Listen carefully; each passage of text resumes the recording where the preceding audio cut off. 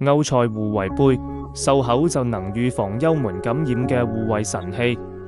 點樣使用歐塞護胃杯？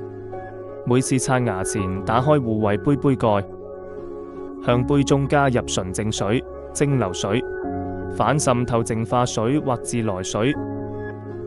觸摸開關，指示燈亮起，啟動護胃杯，從水中獲取純淨 O3。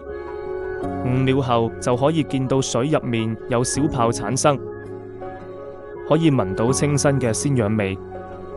日常刷牙後，即刻用護胃杯分別進行3次漱口。第一口，含漱5到15秒，徹底去除刷牙後口腔中牙膏嘅化學殘留。去除牙膏殘留後，能更有效消除口腔病原體。第二口，含漱10秒以上，殺滅口腔內嘅變形鏈球菌同牙齦壆林單胞菌等厭氧致病菌，預防蛀牙、牙齦萎縮。第三口，含漱10秒以上，殺滅口腔牙縫中嘅幽門螺旋桿菌，防止由口腔侵襲胃部造成感染。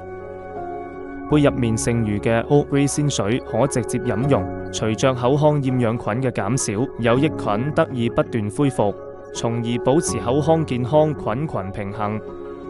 使用完畢後，蓋上杯蓋存放。啟動後，如果單個指示燈閃爍，需要充電，從杯身背面打開充電口，用 Type-C 線進行充電。所有3個指示燈全部亮起，充電完成。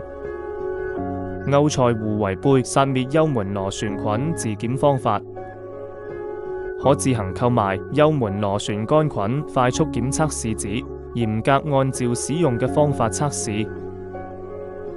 如果檢測結果呈陽性，每日早晚同用餐刷牙後，使用護胃杯漱口3次，3到5日後即可由陽轉為陰性。